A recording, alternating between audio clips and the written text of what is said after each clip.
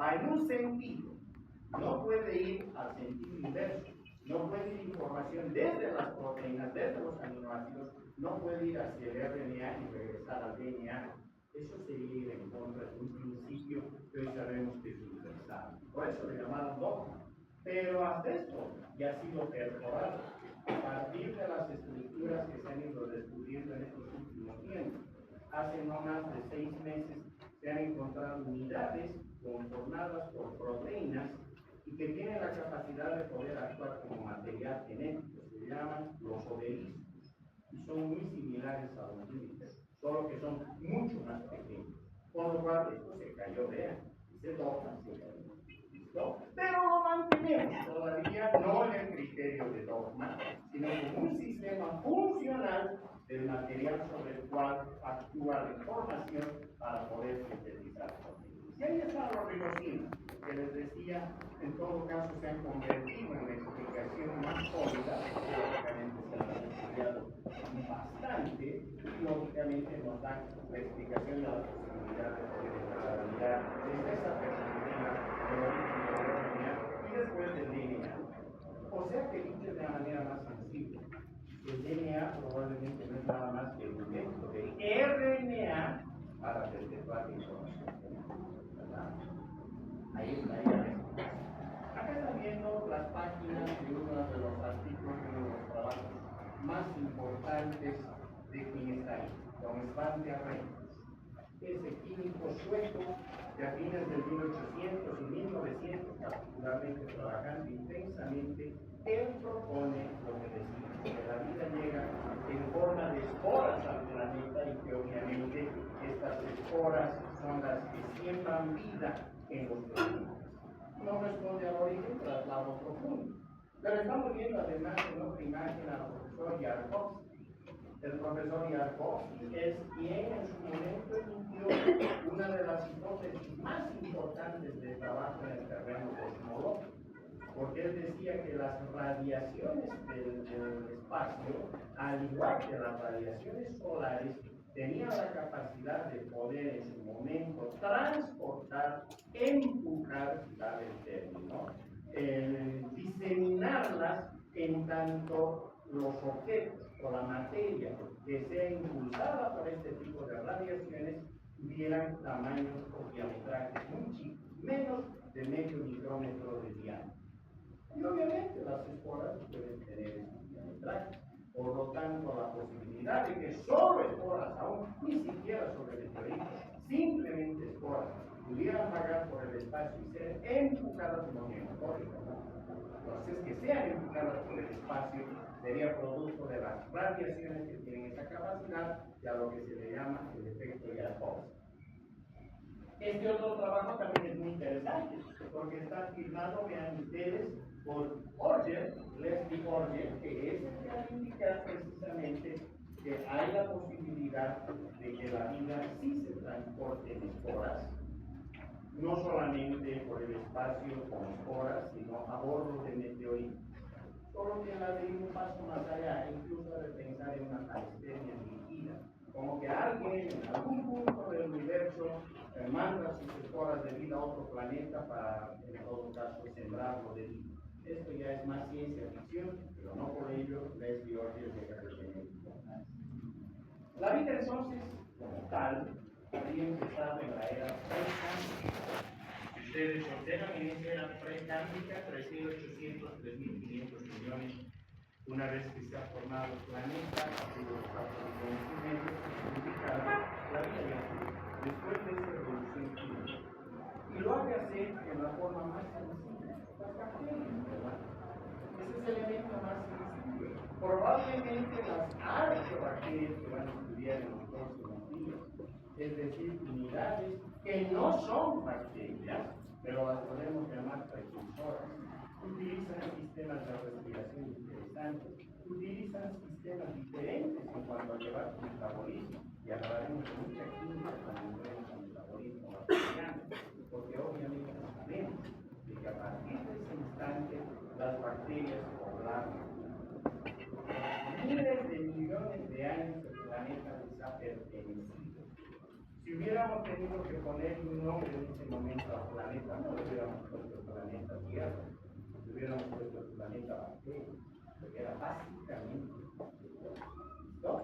Y desde ya, vean ustedes, el hecho de que algunas de estas bacterias empiecen a mutar y obviamente logren la posibilidad de poder utilizar la luz ultravioleta y actuar sobre materiales inertes como el anhidrido carbónico y a partir de eso lograr lo que ahora conocemos como fotosíntesis, permitió dar dos pasos importantes. Un producto de la fotosíntesis es el oxígeno, ¿verdad? Hasta ahí la atmósfera nos dicho el reductor, no hay oxígeno. Pero en cuanto aparecen estas primeras estructuras que tienen la capacidad de fotosintetizar, que vendrían a ser esas algas primigenias, o bacterias también desde ya, y que tienen esa capacidad de fotosíntesis, empiezan a liberar oxígeno al medio ambiente. Un oxígeno que es nocivo, venenoso. La primera, si ustedes quieren, gran destrucción de la vida en el planeta se procedió cuando estas estructuras conformaban oxígeno y liberaban a la atmósfera. El oxígeno es tóxico. Por eso es que incluso nuestra mejor atmósfera de oxígeno no es del 100%, ¿verdad? Jamás ha de ser del 100%. Estén determinados porcentajes, 20% más menos. Por lo tanto, ellos ya tienen el motor de la conformación del oxígeno. Hace 3.500 millones de años, entonces, las bacterias, sí, las podemos ahora ver como aeróbicas. Hasta antes eran anaeróbicas, o sea, no tenían la capacidad de utilizar el oxígeno como último aceptor de hidrogeniones. Ahora sí, ya tienen. Pero esa capacidad es fantástica. Porque en la medida de que la respiración ahora es aeróbica y algunas de estas sobrevivieron, se adaptaron y no tuvieron mayor problema, a partir de ese momento la evolución continúa. O sáquense de las cabezas que evolución es el hombre a venir del mono, eso es estupidez. Jamás nadie dijo eso, y menos decimos los que somos hoy por hoy neodarwinistas. Eso es una estupidez, ¿verdad? No tiene ningún sentido. La evolución solamente es la capacidad de modificarse y poderse adaptar en un medio ambiente que también se está modificando constantemente. Eso es evolución, nada más. ¿No? Jamás se habla de monos, que venimos de los monos, es simplemente la capacidad que tiene cualquier unidad biológica de adaptarse a través de mutaciones a un ambiente que también se está modificando. ¿Cuál es el objetivo de esa evolución? No hay, ¿verdad? En el fondo lo único que pretende la estructura es pasar su sistema genético a la próxima generación. ¿No? Entonces, esa es la idea central. Por eso es de que estos saltos que estamos viendo no significa que estamos avanzando hacia la perfección, no. Simplemente se están dando modificaciones en el tiempo y se están adaptando. Hace 1.500 millones de años, ahora sí, los protistas, los protozoarios han aparecido. ¿Cómo sabemos? Por las huellas que han dejado en las rocas, por las huellas que han dejado en lo que llamamos las rocas sedimentarias, por la actividad química que han desarrollado sobre estas rocas sedimentarias. Ya sabemos entonces que ahora sí, las estructuras se han hecho más complejas. Hace 1.000 millones de años, las algas como tales aparecen, tanto las algas rojas como las verdes, pero como las concebimos ahora. Y desde ya arranca muy probablemente otro fenómeno, que es el fenómeno de la endospecie. Finalmente, hace 500 millones de años, viene la gran explosión del cambio. Las formas de vida se van a hacer mucho más complejas. Vamos a avanzar desde lo sencillo hasta lo muy complejo, de lo unicelular a lo multicelular, del trabajo organizado en una célula a la división del trabajo entre conjuntos celulares que además están agrupados por el sistema de información. A partir de ese momento, ahora sí, la vida es todo un hecho y ha logrado sobrevivir exterminios masivos, pero ha logrado sobrevivir.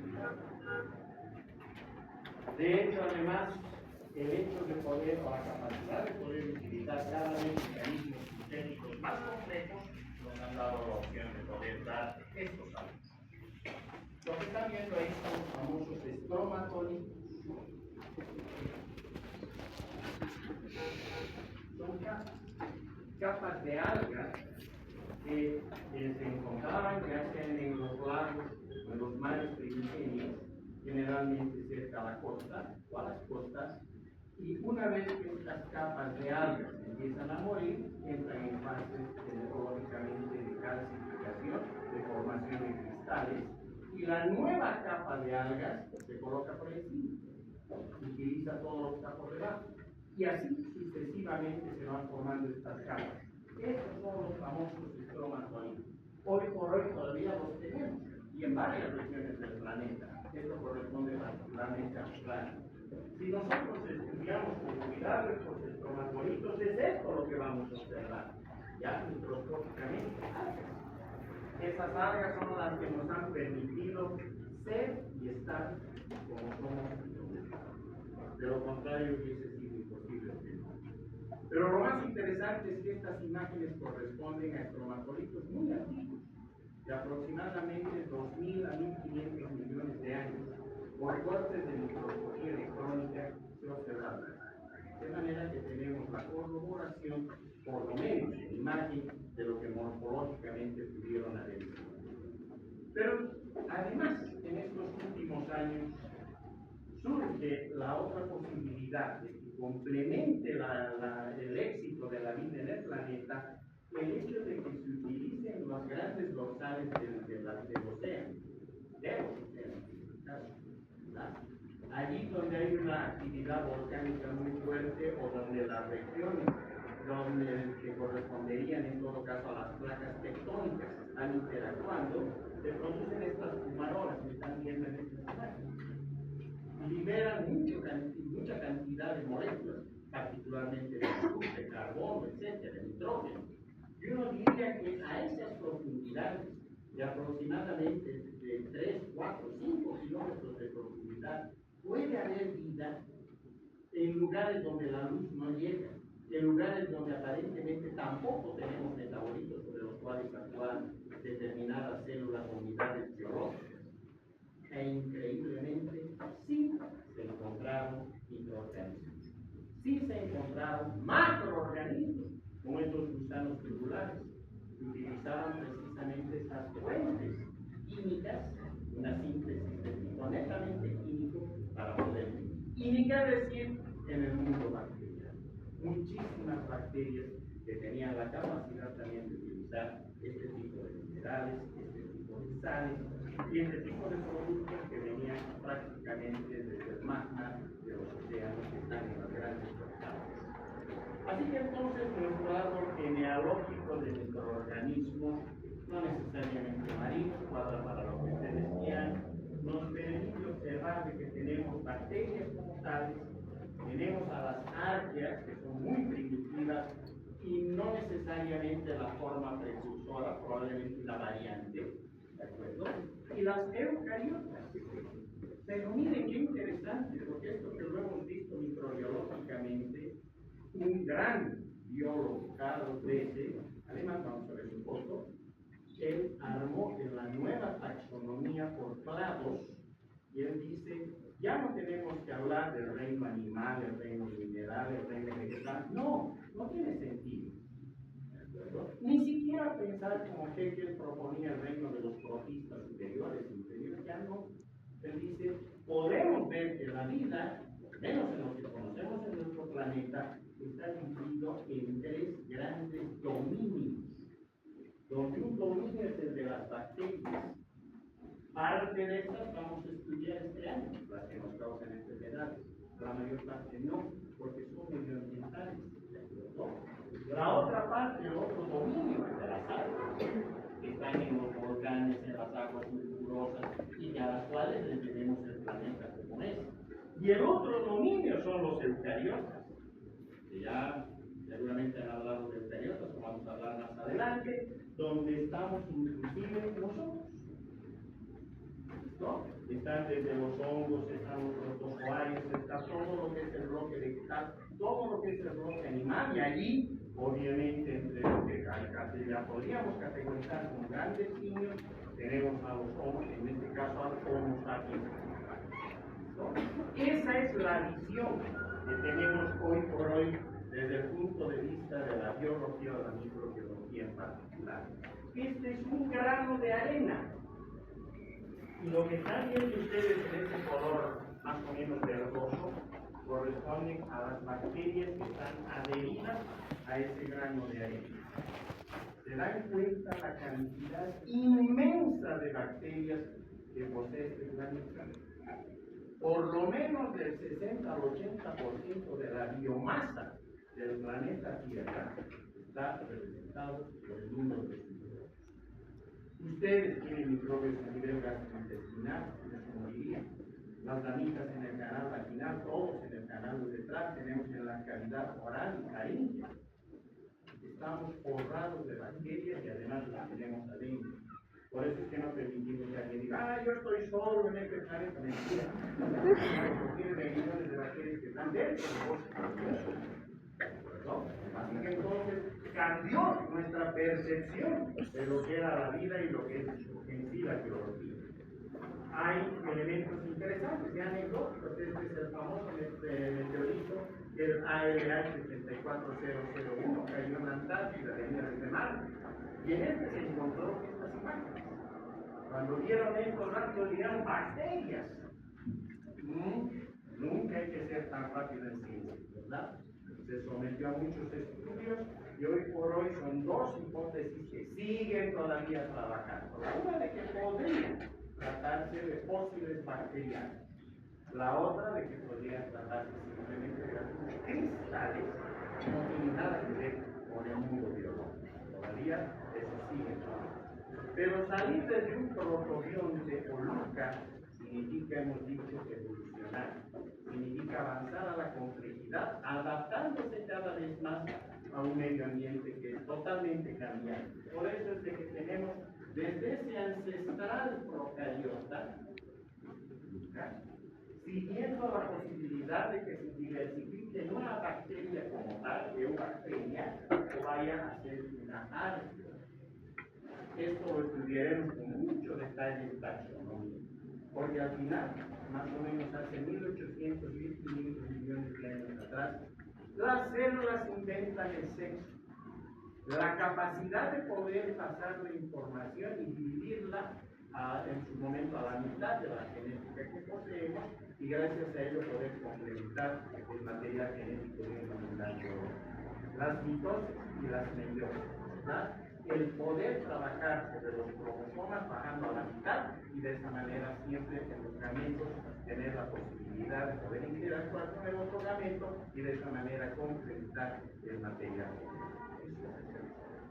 Otra cosa es que nosotros debemos conocer, ¿verdad? Al final, desde esas células anaeróbicas primitivas que todavía se mantienen por si acaso, parte de lo que vamos a estudiar en infecciones que corresponde a bacterias anaeróbicas, hasta la evolución. Dicho rápidamente, es la capacidad que tuvieron algunas células de poder incorporar bacterias.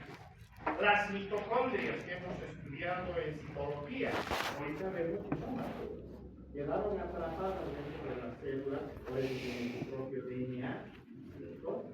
De hecho, son bacterias especializadas en las respiraciones de tipo aeróbico.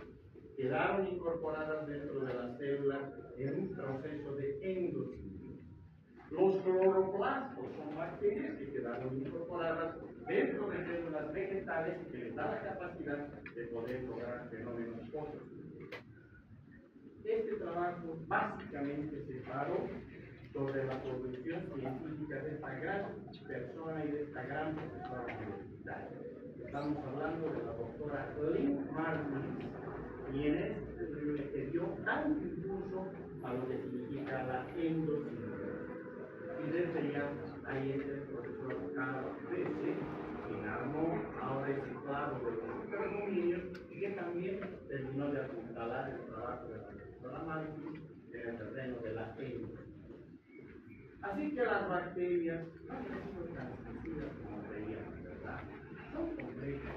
Pero lo interesante es que en la medida que un organismo va aumentando en diametraje o en tamaño, de 1 milímetro de diámetro, ya solo puede sobrevivir de 2 horas.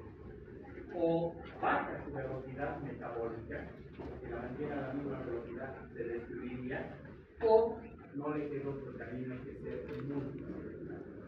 Así que la multicelularidad y la complejidad de la vida no es un fenómeno abstracto, no es un fenómeno que depende de fuerzas no sé, extrañas, no. Es simplemente el efecto a propósito de la estructura, la arquitectura de este tipo de unidades.